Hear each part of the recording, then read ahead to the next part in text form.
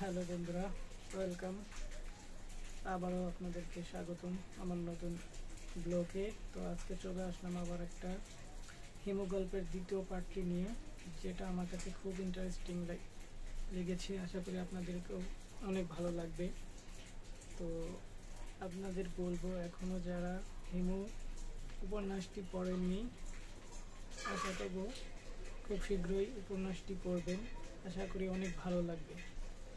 তো আমার অনেক ভালো লাগে যখন আমার মন খারাপ হয় বা যখন ফ্রি থাকি, তখন কিন্তু আমি হিমু গল্পের সিরিজগুলো পড়ি, অনেক ভালো লাগে।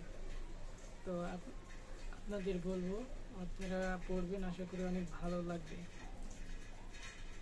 তো যাই হোক, আশা করি আপনারা সবাই ভালো আছেন, আমিও ভালো আছি। তো তাহলে শুরু করি আজকের আরেকটি সিরিজ। তো এই সিরিজটা আমার কাছে অনেক ভালো লেগেছিল, তো তার জন্য আপনাদের সাথে শেয়ার করা। তো চলেন শুরু করা যাক। এটা হচ্ছে ময়ূরাক্ষীর দ্বিতীয় একটা পার্ট। তো হিমুকে জিজ্ঞাসা করা হয়েছিল, কি নাম বলবেন আপনার? হিমু। জি হিমু। হিমু থেকে হিমু? জি না, হিমালয় থেকে হিমু।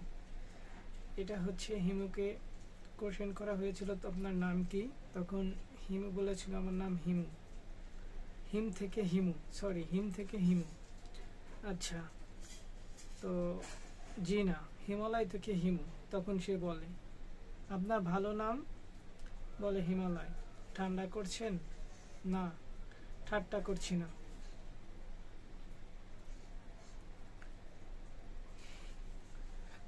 ঠাট্টা করছেন না? ঠান্ডা করছি না।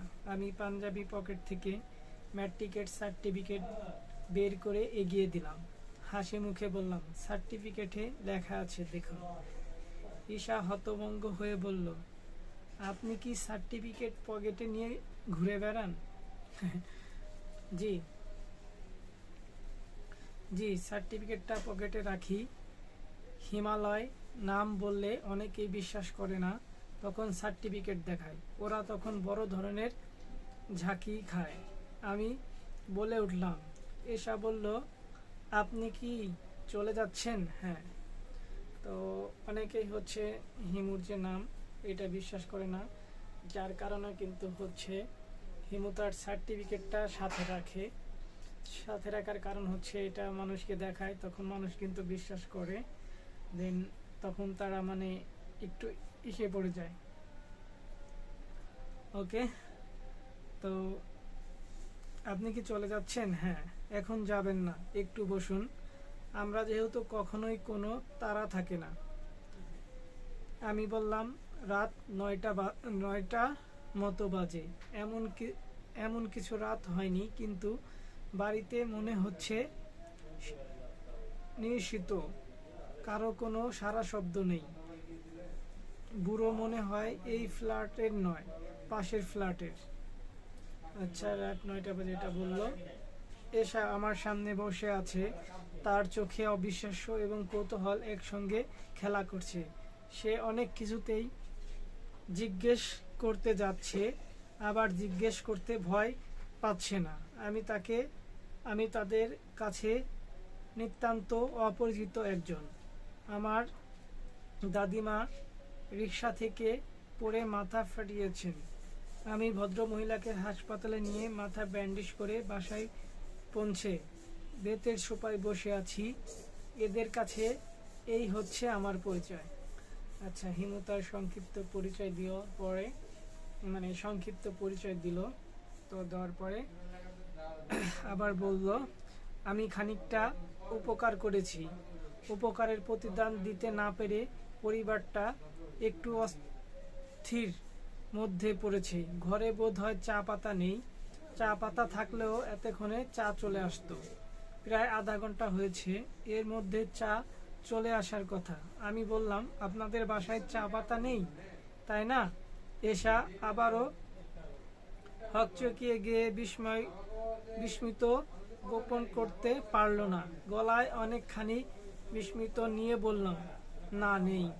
আমাদের কাজের মেয়েটা দেশে গেছে, এই বাজার টাজার করে। চা পাতা না থাকায় আজ বিকেলে আমি চা খেতে পারিনি। আচ্ছা, আমি কি চা পাতা এনে দেব? তখন বলতেছে আমি কি চা পাতা এনে দেব? চা পাতা এনে দিব? না না না, আপনাকে আনতে হবে না, আপনি বসুন। আপনি কি করেন? আমি একজন, মানে বলল, আপনার কথা বুঝতে পারছি না, আমি রাস্তায় রাস্তায় ঘুরে বেড়াই। এসা তীক্ষ্ণ গলায় বলল, আপনি কি ইচ্ছা করে আমার প্রশ্নের উল্টো উল্টো জবাব দিচ্ছেন? আমি হাসি মুখে বললাম, যা সত্যি তাই বললাম। সত্যিকারে বিপদ হলো সত্যি কথা গ্রহণযোগ্যতা কম। আচ্ছা, হিমু যখন বলতেছিল, সত্য কথা বলতেছিল, তখন হচ্ছে অনেকেই বিশ্বাস করে না, তাই তখন বলতেছে যে এখন সত্য কথার গ্রহণযোগ্য কম। আসলে বর্তমান সমাজে এমনটাই হয়েছে, আপনি মিথ্যা বললে ওইটা মানুষ খুব সহজে বিশ্বাস করে, কিন্তু সত্যটা বিশ্বাস করতে চায় না। আচ্ছা, যদি বলতাম আমি একজন বেকার, পথে পথে ঘুরি, তাহলে আপনি আমার কথা সহজেই বিশ্বাস করতেন। আমি যেটা বললাম সেটাই। আপনি বেকার নন। জি না, ঘুরে বেড়ানো আমার কাজ, তবে চাকরি বাকরি কিছু করি না, আজ বরং উঠি। দাদিমা আপনাকে বসতে বলেছে। উনি কি করছেন? শুয়ে আছেন, মনে হয় ঘুমিয়ে পড়েছেন। আপনি যদি চলে যান তাহলে দাদিমা খুব রাগ করবেন।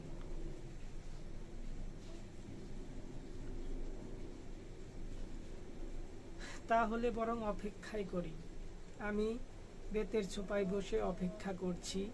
আমার সামনে বিব্রত ভঙ্গিতে এসা বসে আছে। বসে থাকতে ভালো লাগছে না, তাও বোঝা যাচ্ছে। বারবার তাকাচ্ছে ভেতরের দরজার দিকে। এর মধ্যে দুইবার হাত ঘড়ির দিকে তাকায়। উপকারী অতিথিকে একা ফেলে রেখে চলে যেতে পারছে না। আজকাল মেয়েরা অনেক স্মার্ট হয়। এসা ফট করে বলে বসে, আপনি বসে বসে পত্রিকা পড়ুন, আমার কাজ আছে। এই কথা বলতে পারছে না, এবার বসে থাকতে ইচ্ছা করছে না। তার তার গায়ে তার গায়ে ছেলেদের চাদর। বয়স কত হবে? 24 বা 25, কমও হতে পারে। চোখে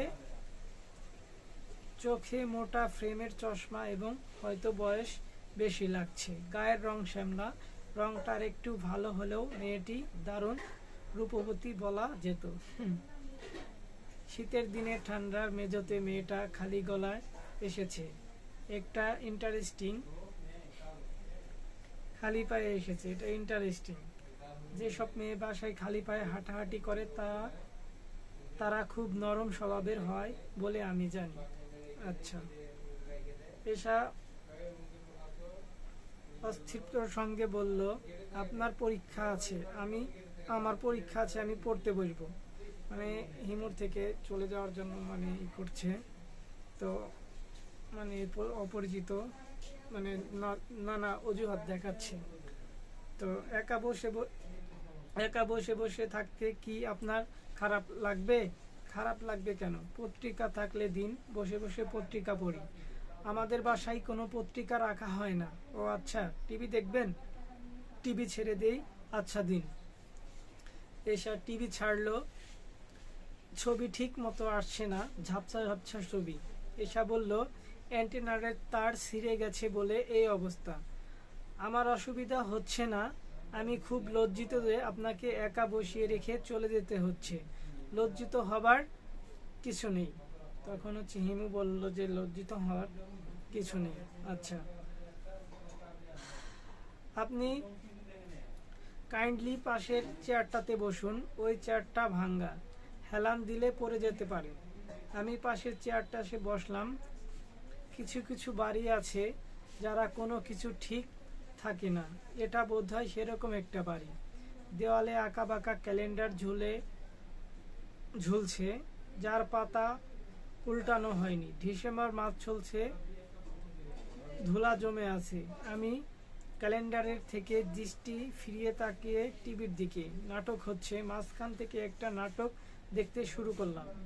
এটা মন্দ না, পেছনে কি ঘটেছে আন্দাজ করতে করতে সামনে এগিয়ে যাওয়া নাটকের একটি মধ্যবয়স্ক লোক তার স্ত্রীকে বলছে, এই তুমি কি বলছো সীমা? না না না,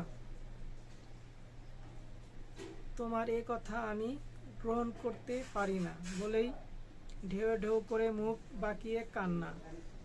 সীমা তখন কঠিন মুখে বলছে, চোখের জলে কোনো মূল্য নেই ফরিদ, এই পৃথিবীর অশ্রুও মূল্যহীন। কিছু কিছু নাটক দেখার পর মনে হয় স্বামী স্ত্রী নয়, নাটকের স্ত্রী স্বামীদের নাম ধরে ডাকে না, সহপাঠী প্রেমিক প্রেমিকা হতে পারে। মাঝবয়সী প্রেমিক প্রেমিকার ব্যাপারটা একটু খটকা লাগছে। যথেষ্ট আগ্রহ নিয়ে নাটকটি দেখছি, মাঝখান থেকে নাটক দেখার মতো মজা আগে জানতাম না। আচ্ছা, মানে নাটকের মাঝখান থেকে দেখতেছিল, যে কারণে হচ্ছে সে বুঝতেছিল না, মানে আন্দাজ করতেছিল যে এটা হতে পারে, তো জানতাম না। পাজল শেষ করার আনন্দ পাওয়া যাচ্ছে। নাটক শেষ হলো, মিলান্তক ব্যাপার। সেই দৃশ্যের সীমা ছাড়িয়ে ধরেছে ফরিদকে। ফরিদ বলছে, জীবনের কাছে আমার পরাজিত হতে পারি না সীমা। ব্যাকগ্রাউন্ডে রবীন্দ্রসঙ্গীত হচ্ছে, পাখি আমার নীরে পাখি। নাটকের শেষ দৃশ্য রবীন্দ্রসঙ্গীত ব্যবহার করা একটা নতুন স্টাইল শুরু হয়ে গেছে, যার ফলে গানটা ভালো লাগে, নাটকটা ভালো লাগে। আচ্ছা, আমি টিভি বন্ধ করে চুপচাপ বসে আছি। আমার বাড়ির ড্রয়িং রুমে সময় কাটাবার মতো কিছুই নেই, একমাত্র ক্যালেন্ডারের দিকে কতক্ষণ তাকিয়ে থাকা যায়। দরজার কড়া নাড়ছে, আমি দরজা খুললাম। স্যুট টাই পরা এক ভদ্রলোক, ছেলে মানুষই চেহারা, মাথা ভর্তি চুল। এত চুল আমি কারো মাথায় আগে দেখিনি। হাত বুলিয়ে দেখতে ইচ্ছা করছে। ভদ্রলোকের দেখে মনে হয় দরজার কড়া নেড়ে তিনি খুব তীব্র বোধ করছেন। আমি বললাম, কি চাই? ভদ্রলোক তীক্ষ্ণ গলায় বলল, এসা কি আছে? আছে, ওর পরীক্ষা, পড়াশোনা করে। ও আচ্ছা। ভদ্রলোক মনে হলো আরো বিব্রত হলেন, আরো সংকুচিত হয়ে গেলেন। আগের চেয়েও তীক্ষ্ণ গলায় বললেন, আমি ওকে একটা কথা বলে চলে যাব। কথা বলতে রাজি হবে কিনা জানি না, কাইন্ডলি একটু আমার কথা বলুন। মোর্শেদ বললেই চিনবে। জি, ভেতরে এসে বসুন, আমি বলছি। আমি ভেতরে যাব না, ওইখানে দাঁড়াচ্ছি। আচ্ছা দাঁড়ান, কি নাম যেন বললেন আপনার? মোর্শেদ। জি, মোর্শেদ। আমি কয়েক মুহূর্তে চিন্তা করলাম কি করা যায়। এখন থেকে এসা করে ডাকা যায়? ডাকতে ইচ্ছা করছে না। সরাসরি বাড়ির ভেতর ঢুকে গেলে কেমন হয়? এসা কোথায় পড়াশোনা করছে তা আমি জানি। ভেতরে বারান্দার এক কোণে তার পড়ার টেবিল। দাদিমাকে ধরাধরি করে ভেতরের বারান্দায় ইজি চেয়ারে শুয়ে দিতে গিয়ে আমি এশার পড়ার টেবিল দেখেছি। আগে যেহেতু একবার ভেতরে যেতে পেরেছি, এখন কেন পারবো না? এশা রেগে যেতে পারে। রাগুক না, মাঝে মাঝে রেগে যাওয়াই ভালো। প্রচণ্ড রেগে গেলে শরীরের রোগ জীবাণু মরে যায়। যারা ঘন ঘন রাগে তাদের অসুখী সুখ হয় না বলে চলে। আর যারা একেবারেই রাগ করে না, তারা 2 দিন পর পর অসুখে ভোগে। সবচেয়ে বড় কথা, এশাকে খানিকটা ভরকে দিতে ইচ্ছা করছে। আমাকে চুপচাপ বসিয়ে সে দিব্যে পড়াশোনা করবে তা হয় না, একটু হকচকিয়ে দেওয়া যাক। আচ্ছা, সে হচ্ছে আপনার এশাকে হচ্ছে সে ডিস্টার্ব করার জন্য এইগুলা করছিল। তো সে মানে তাকে ডিস্টার্ব করার জন্য মানে যাচ্ছিল। আমি পর্দা সরিয়ে নিতান্ত পরিচয়ে জানার মতো ভেতরে ঢুকে গেলাম। এশার চেয়ারে পা তুলে বসেছে, বইয়ের উপর ঝুঁকে আছে। তার মনোযোগ এতই বেশি যে আমার বারান্দার আশা সে টেরই পেল না। আচ্ছা, তার পড়াশোনায় অনেক মনোযোগ ছিল, যার কারণে কিন্তু সে মানে হচ্ছে মনোযোগ ছিল না। ওকে। মাথা ঝাঁকিয়ে ঝাঁকিয়ে বাচ্চা বাচ্চা মেয়েদের মতো পড়তে থাকলো। আমি ঠিক তখন পেছনে দাঁড়িয়ে একটু সহগলায় বললাম, এশা, মোর্শেদ সাহেব এসেছেন, বাইরে দাঁড়িয়ে আছেন, তোমার সঙ্গে কথা বলেই চলে যাবেন। তো এশা ভূত দেখার মতো চমকে আমার দিকে তাকালো। আমি বললাম, ভদ্রলোককে কি কি চলে যেতে বলবো? ভেতরে এসে বসতে বলেছিলাম, উনি রাজি হলেন না। এশা কঠিন গলায় বলল, আপনি দয়া করে বসার ঘরে বসুন। আপনি হুট করে ঘরে ঢুকে গেলেন কি মনে করে? আমি নিতান্ত স্বাভাবিক গলায় বললাম, ভদ্রলোককে কি বসতে বলবো? তাকে যা বলার আমি বলবো। প্লিজ আপনি বাসার ঘরে যান। মানে বসার ঘরে যাওয়ার কথা বলতেছিল। আশ্চর্য, আপনি কি মনে করে ভেতরে চলে এলেন? আমি এশাকে হতচকিত অবস্থায় রেখে চলে এলাম। ভদ্রলোক বাইরে সিগারেট ধরিয়েছেন।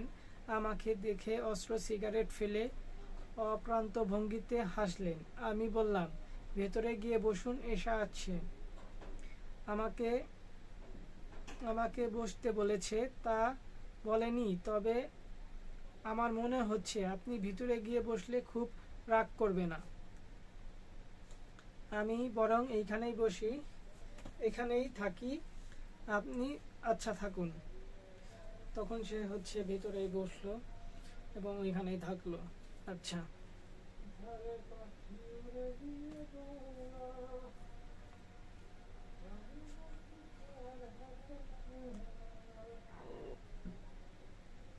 আমি লম্বা লম্বা পা ফেলে রাস্তায় চলে এলাম। আপাতত রাস্তার দোকানগুলি কোনো একটিতে বসে চা খাবো। ইতিমধ্যে ভদ্রলোক এশার কথাবার্তা শেষ হবে আমি আবার ফিরে নাও যেতে পারি। এই জগৎ সংসারে আগে ভাগে কিছুই বলা যায় না। শীতের রাত, ফাঁকা রাস্তায় দাঁড়িয়ে চা খাবার অন্যরকম আনন্দ আছে। চা খেতে খেতে মাঝে মাঝে আকাশের দিকে তাকিয়ে আকাশের তারা দেখতে হয়। সারা শরীর লাগবে কনকনে শীতের হাওয়া, হাতে থাকবে চায়ের কাপ, দৃষ্টি আকাশের তারার দিকে। তারাগুলি তখন মনে হবে সাদা বরফের ছোট ছোট খণ্ড। হাত দিয়ে ছুঁতে ইচ্ছা করবে, কিন্তু ছোঁয়া যাবে না। পরপর 2 কাপ চা খেয়ে তৃতীয় কাপের অর্ডার দিয়েছি, তখন দেখি মোর্শেদ সাহেব হনহন করে যাচ্ছেন। মাটির দিকে তাকিয়ে এত দ্রুত আমি কাউকে হাঁটতে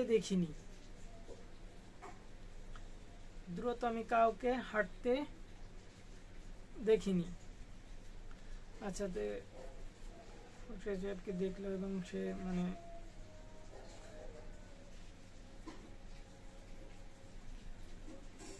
হাঁটতে দেখিনি, সেটাই বলতেছিল। কই চলে গেল?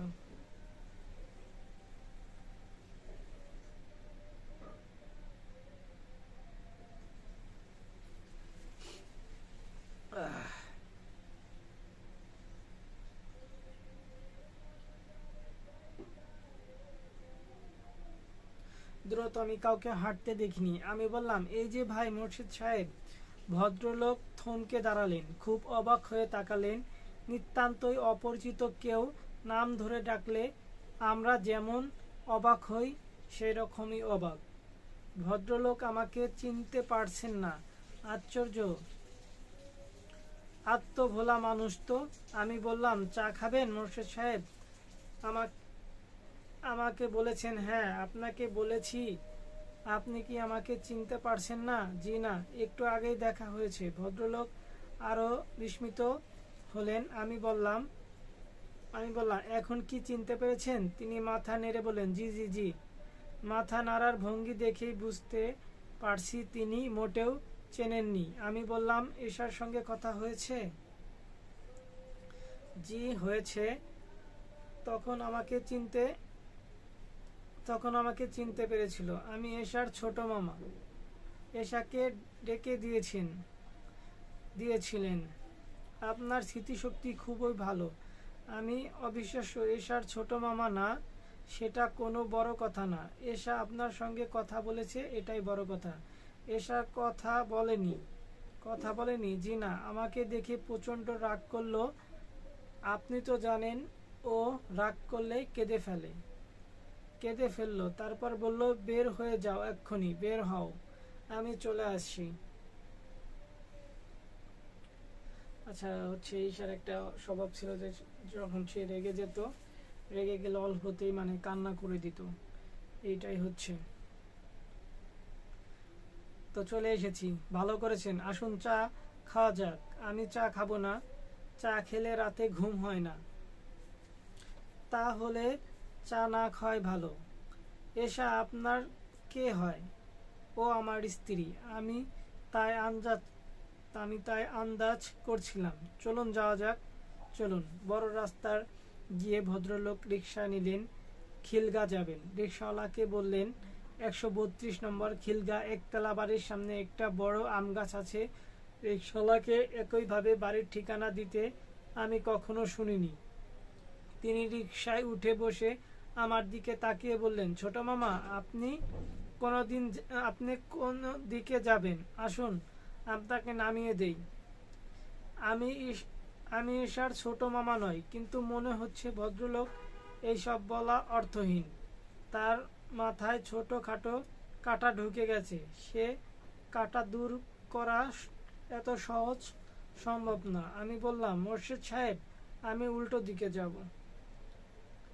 আচ্ছা, আপনি এশাকে একটু বলবেন যে আমি সরি, একটা ভুল হয়ে গেছে, এরকম ভুল আর হবে না। যদি দেখা হয় বলবো, অবশ্যই বলবো। যাই ছোট মামা। আচ্ছা, আবার দেখা হবে। আমি উল্টো দিকে হাঁটা ধরলাম। এশাকে বাড়িতে আবার ফিরে যেতে ইচ্ছা করছে না। কি করব এখন ঠিক করিনি। আধা ঘন্টা রাস্তায় হেঁটে মেসে গিয়ে ঘুমিয়ে পড়ব। রাতে খাওয়া এখনো হয়নি। কোথায় খাওয়া যায়? 20 টাকার একটা নোট পকেটে আছে। অনেক টাকা। 20 টাকার কাপ চা পাওয়া যাবে? একজন ভিখারি 2 দিন রোজগার। ঢাকার শহরে ভিখারিদের গড় রোজগার 10 টাকা। এই তথ্য ইয়ারদের কাছ থেকে পাওয়া। সে হলো আমার বোকা বন্ধুদের একজন। ইয়ারদেরকে আসলে টাকা বোকা মানুষকে বুদ্ধিমান বানিয়ে দেয়। ইয়াদকে বুদ্ধিমান বানাতে পারেনি। ইয়াদের পরিবার ততটাই টাকা হচ্ছে যে বোকা হচ্ছে। ভিখারির উপর গবেষণা করছে তারা। পিএইচডি থামিয়ে বিষয় হলো ভাসমান জনগোষ্ঠী, অর্থ, সামাজিক নিরক্ষরতা আলোতে। ইয়াদকে অনেক ডাটা কালেক্ট করতে হচ্ছে। আমি তাকে সাহায্য করছি। সাহায্য করার মানে হলো তার একটা বিশাল পেটমোটা কালো ব্যাগ হাতে নিয়ে ঘুরে বেড়ানো। তার কালো ব্যাগ পাওয়া যাবে না এমন জিনিস। কাগজপত্র ছাড়াও ছোট ছোট টাইপরাইটার, বোতল ভর্তি চিরা গুড়, ইনস্ট্যান্ট কফি, চিনি, ফার্স্ট এইড জিনিসপত্র। এক গাদা লম্বা ও লাইনে দাঁড়িয়ে থাকে। আমি জিজ্ঞাসা করেছিলাম, দাড়ি কি জন্য রে ইয়াদ? সে মুখে শুকনো করে বলেছে, কাজে লাগে, বলা তো যায় না। রেখে দিলাম। ভালো করিনি বলাটা ইয়াদের মুদ্রা দোষ। কিছু বললেই খানিকক্ষণ চুপচাপ থেকে বলে, ভালোই করিনি বলাটা ইয়াদের মুদ্রাদোষ। কিছু বললেই খানিকক্ষণ চুপচাপ থেকে বলবে, ভালো করিনি। রাত 11টার দিকে মজনুর দোকানে ভাত খেতে গেলাম। ভাতের হোস্টেলের সাধারণত কোনো নাম থাকে না। এটার নাম আছে। নাম হলো মজনু মিয়ার ভাত মাছের হোটেল। আচ্ছা, বিরাট সাইনবোর্ডের এক মাথায় একটা মুরগির ছবি আর এক মাথায় ছাগলের ছবি। ভাত মাছের ছবি নেই। মজনুর দোকানে ভাত মাছ খেতে যাওয়ার আদর্শ সময় হলো রাত 1টা, কাস্টমাররা চলে যায়, কর্মচারীরা দুটো টেবিলে একত্রিত করে গোল হয়ে খেতে বসে। ওনাদের সঙ্গে বসে পড়লেই হলো। মজনুর ভাত মাসের হোটেল ঝাঁক ফেলে দেওয়া হয়েছে। বয় বাবুর্চি একসঙ্গে খেতে বসেছে। খাবার যা বাসে তাই শেষ সময়ে খাওয়া হয়। আজ ওনাদের ভাগ্য ভালো, রুই মাছ খাসি দুটোই বেঁচে গেছে, প্রচুর বেঁচেছে, শুধু ভাত নেই, অল্পটা আছে, তাই একটা টিনের থালায় রাখা আছে তরকারি। চামচ ও চামচে বসে সবার হবে না। আমাকে দেখে এরা জায়গা করে দিল। মজনু মিয়া বিষম মুখে বললেন, হিমু ভাই রোজ দেরি করেন, আপনার মতো কাস্টমার না থাকা ভালো, বড়ই যন্ত্রণা। আমি বললাম, ভাত নেই নাকি? যা আছে আপনার হয়ে যাবে, আপনি খান, ওরা মাছ গোস খাবে, এত বড় পেটি একটা খেলে পেট ভরে যায়, খানিকটা ভাত রান্না করে ফেললে কেমন হয়? হিমু ভাই আপনি আর যন্ত্রণা করবেন না তো? রাত একটার সময় ভাত রানবো, অসুবিধা কি? অসুবিধা আছে, চাল নাই, পোলার অয়েল চাল সামান্য আছে, সকালে বিরিয়ানি হবে, ওই তোর খাওয়া খা, আমি চললাম। এই শুনে হিমু ভাই, আপনাকে এই পাগল বন্ধু ইয়াদ সাহেব আমার এখানে আসতে নিষেধ করে দিয়েছে। আজ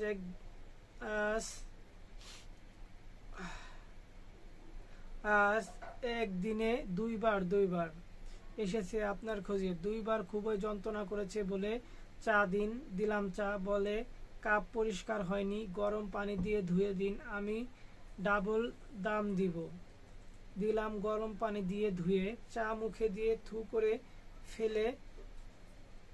করে ফেলে দিয়ে চলে, চিনি কম দিয়েছে, আরেক কাপ দিতে বলুন, আমি ডাবল দাম দিব। কথায় কথায় ডাবল দাম, আরে ডাবল দাম চাই কে তার কাছে? এগুলো কাস্টমারের সামনে যে থু করে চা ফেললো, আমার অপমান হয় না? আপনি আপনার বন্ধুকে বলে দিন, ইয়াদকে আমি বলে দেব। আচ্ছা, তখন তার বন্ধুর কথা বলতেছে। আর হিমু হচ্ছে রাতে অনেক খেতে আসতো, মানে রাত করে। তখন দোকানদার রাগ করতেছিল যে হিমু ভাই আপনার মতো কাস্টমার না হলেও ভালো, মানে অনেক রাত করে আসে, আগে থেকে আসে না। তো এই হচ্ছে কথা। তো আজে বাজে লোকদের হোটেলে চিনায় দিয়েছেন, এরা যান শেষ করে দেবে। মজনু মিয়া ফ্যাই দিয়ে চলে গেলেন। টিনের থালায় এক থালা ভাত নিয়ে আমার 6 জন মানুষ চুপচাপ বসে আসি। বাবুর্চির নাম মোস্তফা বসেছে আমার পাশে। সে ক্লান্ত ও ক্ষুধার্ত। মোস্তফা বলল, হিমু ভাই আপনি খান, রুই মাছটা ভালো ছিল, আর 4 মাছ খেয়ে আরাম পাইবেন।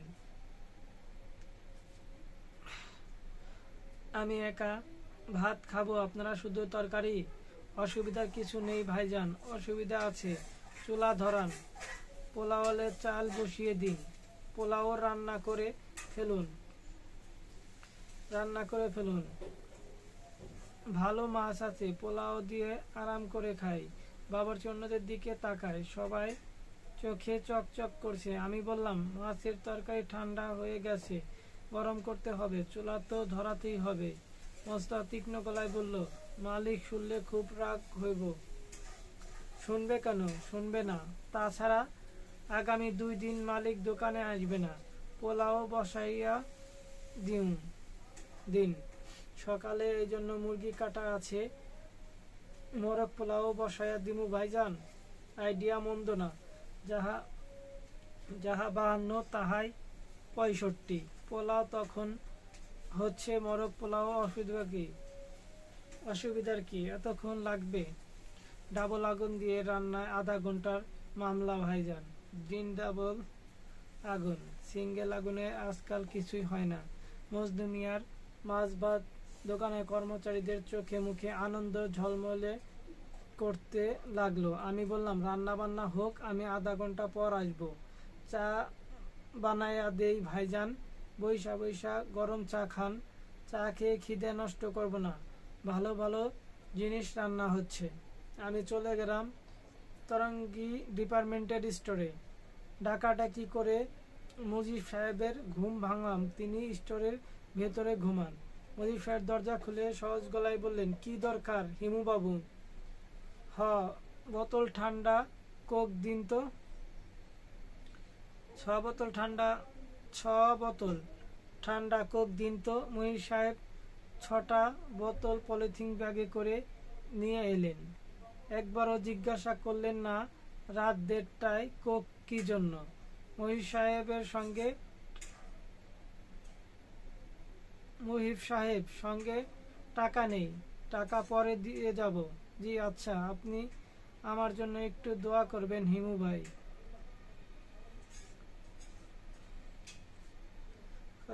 দোয়া করব। আবার কি হলো? কিছু হয়নি, এমনি বললাম। আজ আপনার জন্মদিন, একটা শুভ দিন। জন্মদিনে আপনি জানতাম না। জানবে না কেন? জানি। সকালবেলায় একবার আপনার কাছে যাব ভেবেছিলাম, যেতে পারিনি, ছুটি পেলাম না। যাক, তবুও শুভ জন্মদিন। শেষ পর্যন্ত দেখাই হলো। শুভ দিনে দেখা হয়নি মুজিব সাহেব। এখন প্রায় 2টা বাজে। চলো, জন্মদিনের মেয়াদ শেষ হয়ে যায়। আচ্ছা, এই হচ্ছে অবস্থা। ওই দিন জন্মদিন ছিল।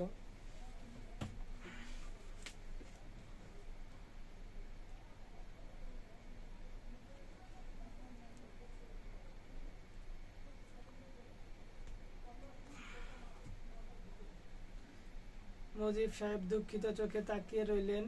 6 বোতল কোক দিয়ে আমি বের হয়ে এলাম। মজনু মিয়া ভাত মাছের হোটেলে লোকজন নিশ্চয় অপেক্ষা করছে আমার জন্য। ভাত, শীত পড়েছে, শীতের সময় সবাই খুব দ্রুত হাঁটে। আমি ধীরে ধীরে হেঁটে যাচ্ছিলাম। শরীরে শীত,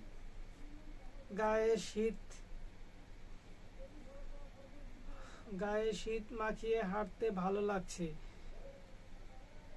রাতে হাঁটার সময় আপনাদের আকাশের দিকে চোখ যায়, মানুষের দিকে তাকিয়ে দীর্ঘ প্রাণ মানুষ বোধ হয় প্রাচীন অতীত জীবন বহন করে।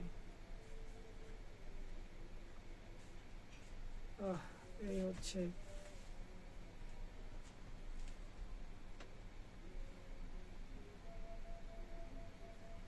ঘরের ভেতরে 2টা চিঠি। একটি খাম দেখে বোঝা যাচ্ছে রূপার কাছ থেকে এসেছে।